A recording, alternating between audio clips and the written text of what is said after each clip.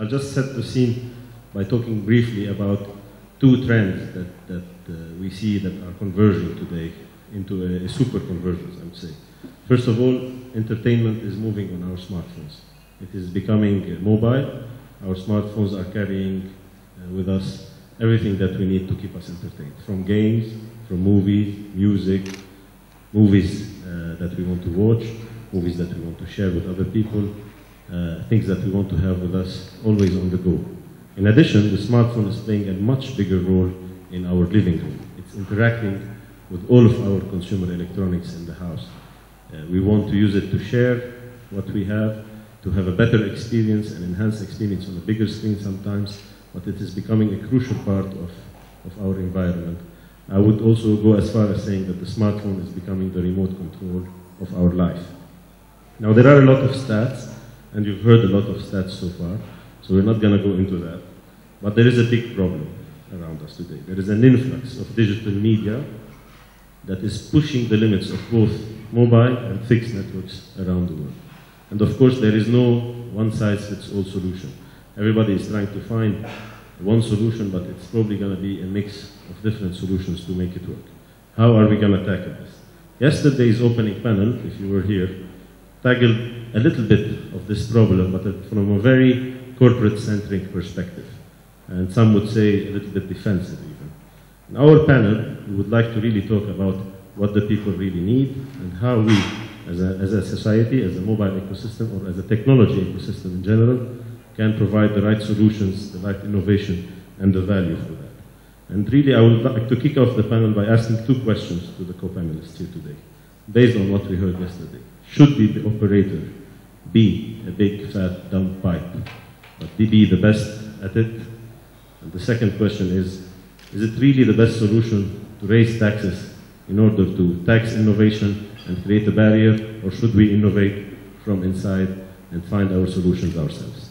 So I start by alphabetical order, as usual, with Dr. Nabeel. Thank you very much. Let me start by emphasizing the fact that broadband will play a major role in the social, economic, and political changes in the whole world, especially in the Arab world. We will continue to see probably doubling, tripling, or quadrupling penetration rates throughout the coming few years. Technology is obviously moving towards, whether we agree or disagree, is moving towards the cloud. So combining the cloud with the broadband and versatile smart devices, we will see a major driver of change in our social behaviors, in our lives. We will be reaching out for more knowledge. However, the responsibility falls on the operators and the governments as well to enable this tool of change and taking it to the next level. The operators bear the responsibility. I do not believe that operator is simply a provider of a fat pipe. It has to play a much more important role, because the major concern, especially in our Arab world, with the changes that we are witnessing, is to provide the right content within the right context. And this is a real challenge because we are way behind. I'm not worried about the platform itself. The broadband, we will catch up. We are now at around 16% between fixed and mobile broadband penetration, but that will catch up to the world average, hopefully within the coming 5 years, with the growth of demand in the Arab world. Again, going back, whether we're talking health, we're talking education, we're talking politics.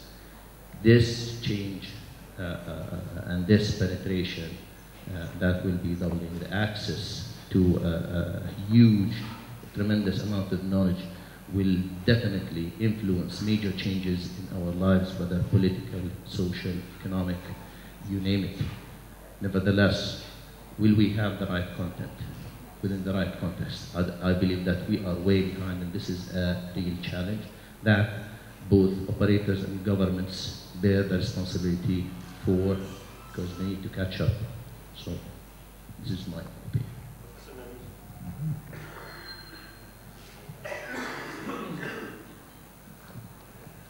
Assalamu alaikum wa rahmatullahi wa barakatuh. Well, I'd like first to thank the Arab Advisory Group for inviting me here and to participate in this panel. And for the moderator, if you would allow me, let me just first start maybe to agree on the definition of broadband. And I think it's important so that we go on. Basically, broadband is an always-on data connection with a certain minimum data speed. This minimum data speed for the download has been under development. First, a few years ago, was 206 kilobits per second minimum to be called broadband. Now, people are talking about half a mega or 1 mega or sometimes 10 mega in developed countries. Now, there are demonstrated studies that showed a close correlation between the availability and adoption of broadband and the productivity of the economy. One of the most famous is the World Bank study back 2 years ago, which showed clear correlation. And this is especially true in developing countries. The growth of productivity of GDP per capita as related to the broadband adoption is 1.5 times as much as would be in developed world. And I think this is especially true for countries like Jordan, where you have a lot of IT skilled people and where the economy is more going towards knowledge-based production. So broadband will add a lot to the productivity of the Jordanian economy as well as other Arab economies, but especially here in Jordan, I think it's relevant. However, with the increased availability of broadband services, in terms of networks, in terms of services, I think other factors will determine the adoption, because currently it's the supply constraint of broadband. Basically, there is a lot of demand, but supply is not catching up.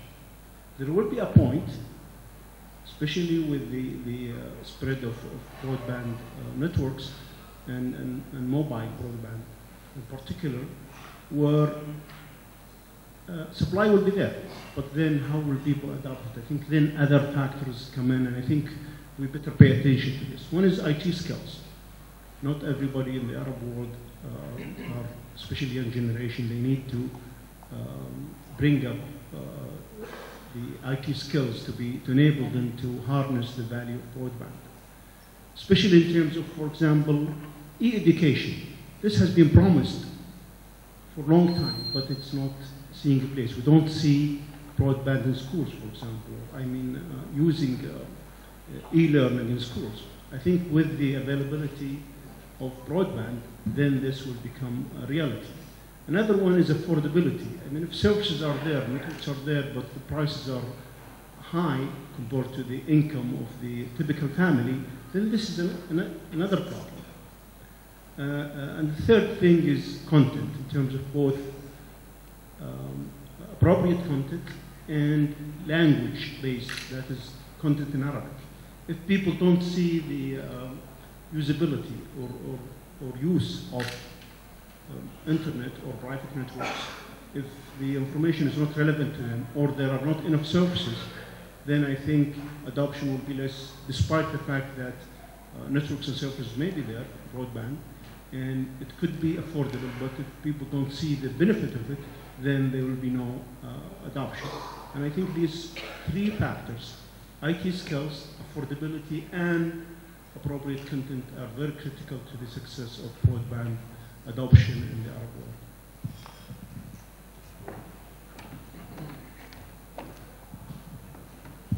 From your perspective, Professor, first, as an ICT consultant, as an advisor for the CITC also for a while, what are the regulators doing, or what do you think they should do about these three challenges that you just mentioned? Or should we just leave it to the industry? Government and the regulators. Okay. First of all, let me clarify. I used to be with the regulator, not anymore though. I've left my job. However, I still believe in the key role of regulators in both protecting consumers and enabling availability of services. Broadband network rollout has been a problem in the Arab world, especially in most cities in the Arab world are not equipped with wireline fiber or cable TV. So you have to start rolling out cable networks. Now, this is not cost effective for operators. So I think it was demonstrated in different countries, including Korea, for example, that government intervention is important to enable the rollout of broadband or wireline broadband networks. Other than that, it will be difficult, except maybe in small concentrated cities in the Arab world, say Cairo, for example, or Bahrain. But in Amman or Riyadh, it will be very difficult, really, to roll kilometers and kilometers of broadband. So I think government subsidies, and this is not regulated, really, but this is maybe Minister of Economy or Minister of Finance or national program related to the highest authority is important to enable the rollout of broadband networks. That is, I'm talking about cable networks, fiber especially. Professor Dr. Latif, we just heard that, as we were approaching the limit of IPv4, now we have, and I think I was relieved that, okay, we are going to stop somewhere. Now we have IPv6 to, reopen all these possibilities, and thanks to that, the whole living room in the Ericsson scenario, and which we really believe in, we start talking to each other. How are we going to practically manage all these machines talking to each other? What is the technology offering us in the future? Well, first of all, I would like to thank my colleague, since I know him now for quite a while, and they have done a very good job in Saudi Arabia, which is normally known for a conservative country. Now it is the most modern IT nation, at least in the Arabic Peninsula. I think we should take that example, and then maybe you should invite a lot of people from here to come and see the work that you are doing. Now, broadband is the beginning of the internet. Anything before that was just experimental internet. So broadband will give us this two-way internet, while today we have just one-way internet. So we talk more about downloading. In the future, we'll have more uploading opportunities, because that will empower people to become users and producers and consumers on the internet. So that empowerment needs this new paradigm, which is two-way internet. Now, in order to achieve this, you need to have your point of connection to be recognized by a very good company like the one next to me, who's going to do the work for Jordan. Well, at least that's you promised, but you would commit to us here today. I think that would be an excellent start for Jordan. So in order to achieve this, you need to have enough IP address capacity. It's like the phone system. So when you have, let's say, 9-digit phone numbers, and you run out of those phone numbers, then you move to 10 or 11 digits. So normally the ITU takes care of this process on a worldwide basis, and then discusses this with all the telecom operators in order to agree on moving to the next 11 digits numbering system. It is similar to the internet. So the current D4 address space has only 4.3 billion IP addresses, of which only 3.7 can be used, but we have already consumed 3.6. So we have only about 100 million IP addresses left. And I looked at the numbers for Jordan. Jordan has only 680,000 IP addresses for a population of 6 million. So that's like 10% coverage. Most probably you have the biggest chunk of it. If I look at Palestine, has the same number of IP addresses, and Qatar has double. The UAE has triple. So there is a bit of injustice in sharing these fundamental resources that are needed in order to scale let's say, the current internet to the new internet. So maybe it's an omen for Jordan to move swiftly to IPv6, and Didier reassured me that the backbone is done, so it's only the edge, which is not the easiest part. Not the easiest part, but I'll leave. I will not take any tender from your talk, so you'll be addressing this. So that's a fundamental resource that needs to be looked into in order to create this symmetric internet. And then most of the talks done yesterday and this morning, to achieve that always-on Internet of Things, smart grid, and so on and so forth, they need points of connection to the internet. That will not be possible with IPv4. So that's kind of vision with a bit of myopia in terms of technology. So you need to implement this, and this is where I think the ISP plays the first role, to achieve this. In the Arab world, I think Saudi is the #1. The UAE is just starting. And I look at the Jordanian market, I think there are 10 organizations that have asked for a prefix, and only 2 are visible on the routing table. So that's the National Information Center and yourself, although it needs to be activated on the BGP. So I think if we, from this conference, we agree that these people are going to do their homework, then I think this conference has paid for itself. Okay? Thank you. We're hoping to generate more value even later, but keep it a secret from the audience. Didier, a question. I am a gadget guy. I have 25 different Apple devices at home, going from the iMac to my watch. And it's a headache to manage them. It's hell. And this is only from one supplier that is very well vertically integrated. This could be a great opportunity for the operator, particularly somebody like Orange, who's mobile and fixed in the home, in the office, and in the pocket, to solve that problem for me. What are you doing? Yeah, I think that it's good to tackle the broadband as a whole. I think that I think for Orange in Jordan we have clearly an approach of a holistic approach of the broadband.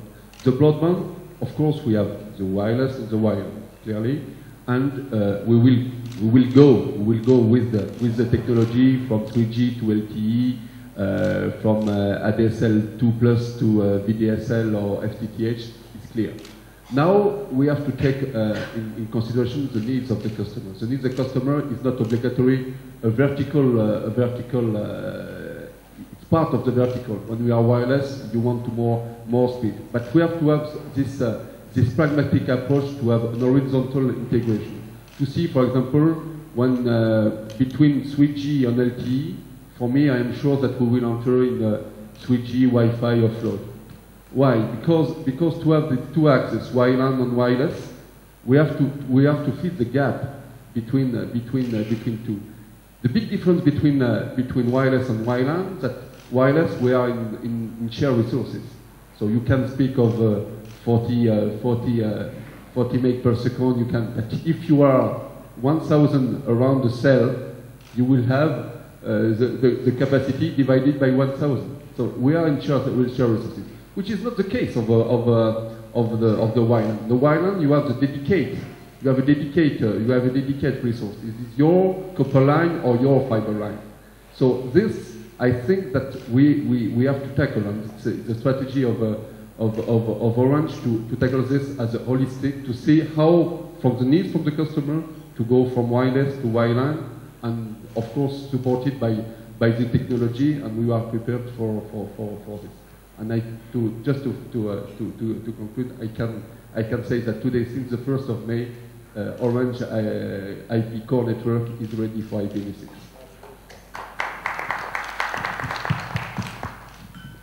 Ahmed, Telecom Egypt is the only wireline operator in Egypt today.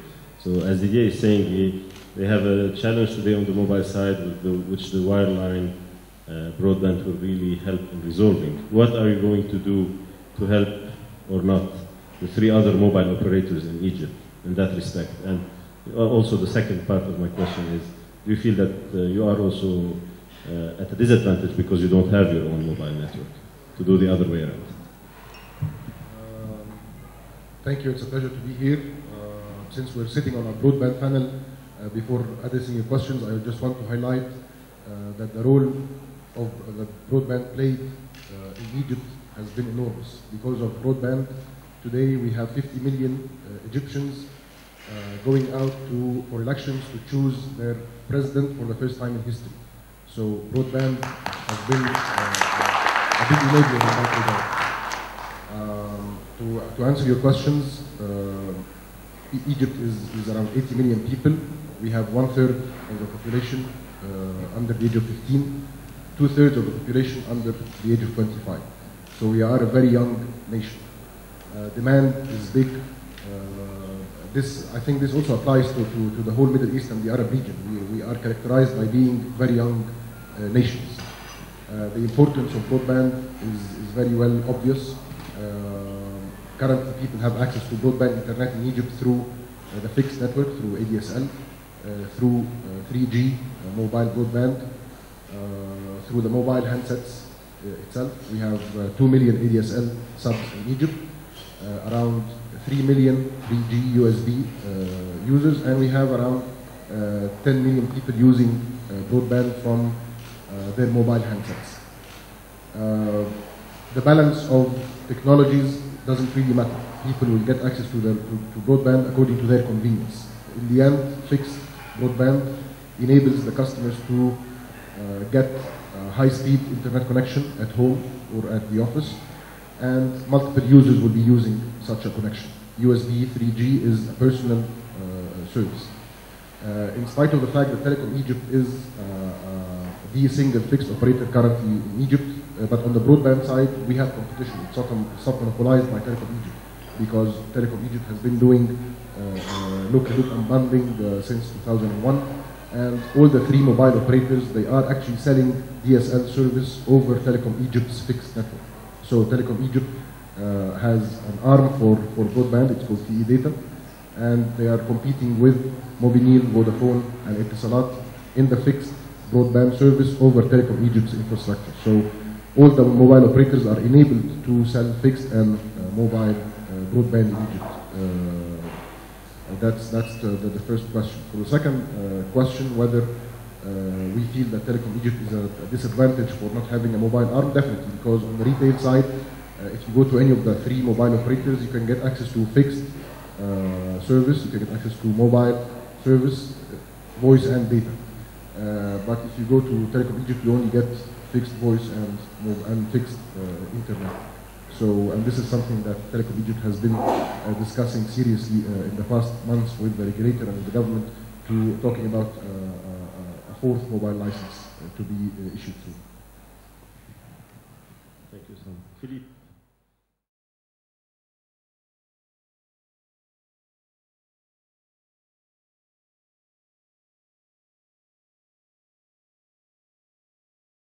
I will start the presentation addressing it from the angle that have been highlighted this morning, talking about the main areas of mobile broadband and the digital industry as a whole. Our panelists and speakers this morning highlighted some main areas in this industry. Those main areas were being mentioned during the past probably 3 years, talking about them in every seminar, in every workshop, in every conference, talking about the drop in revenues and the increase in usage and what operators can do in order to bridge this gap. We were talking this morning about the explosion in data networks and the explosion in data usage. Before moving into the presentation, I want to share with you this one movie, and after then we'll conduct the presentation.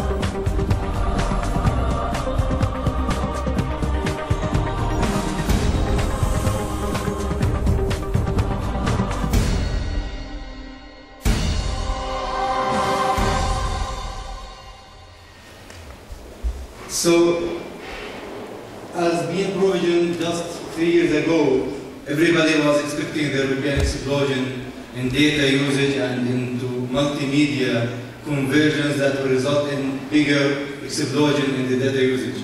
Now it was proven, just even before this, after this movie and after all these predictions and forecasts, that even the explosion is more and more. Now we are anticipating and seeing a change in behavior for the customer. The customer today is in need to be in full control. The customer today became a data-centric user.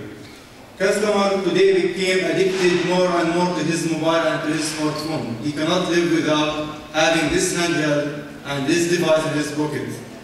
Customer became more aware about service levels and asking for more and asking for quality. Today, customers are not only needing a service, they are asking for a quality, as this data service today became an essential part of his life. Customers today became application-oriented, not only product-oriented. They are looking for some certain things in their domain. Customers became a creator of an environment. Each one of us now has his own environment into the social networks, into the data networks. With data-centric model, data networks became more important than electricity. Today, we can afford having a cut in electricity, but customers cannot afford losing their data networks. As a result of that, behavior and cultural aspects have been shifted as a result of these networks and as a result of these data networks. Today, we have some examples of being alone while we are sitting together. At home, all the family members are sitting in one room, but each and every one of them is in a silo, is living alone.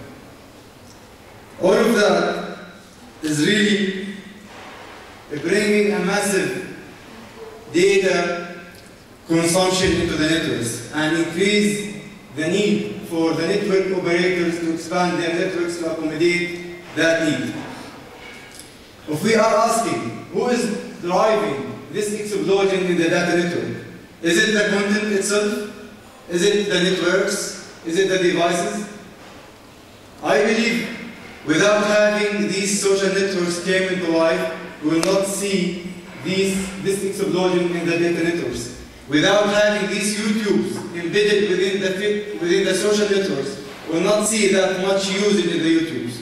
So today, as part of the equation that resulted in an increase in the data usage, smartphones and contents played a massive and major role in driving this explosion. Now, content and devices line on line, by all measures, will explode the whole networks. Today in our network, in their network, currently most of the users, they have featured phones. Very minimum number has a smartphone. Today with 12% smartphones, we are doing mostly 30 terabytes a day. What will happen whenever the smartphone exceeded 42% as in the Europe as of today? The reason behind the addiction to the wireless mobile networks in Jordan specific is the lack of the real infrastructure, the real fixed infrastructure to cater for the broadband. Today, most of the areas in Jordan are not really reached in terms of fixed broadband. Customers are utilizing the mobile network and the wireless networks just to get an internet access, a fixed access, not to get a wireless access. As part of the experience that had been noticed in our network, mostly 50% of the users are using the wireless network just for a fixed broadband access.